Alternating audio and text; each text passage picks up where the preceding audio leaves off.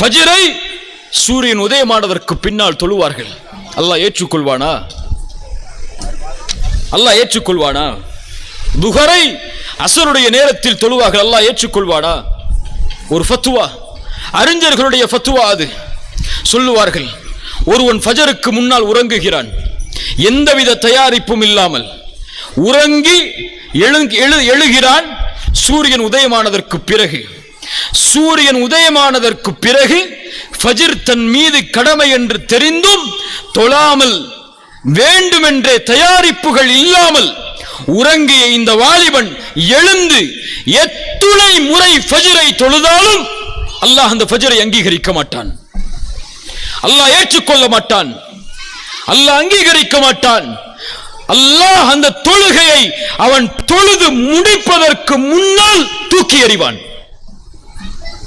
தொழுகையா இதெல்லாம்?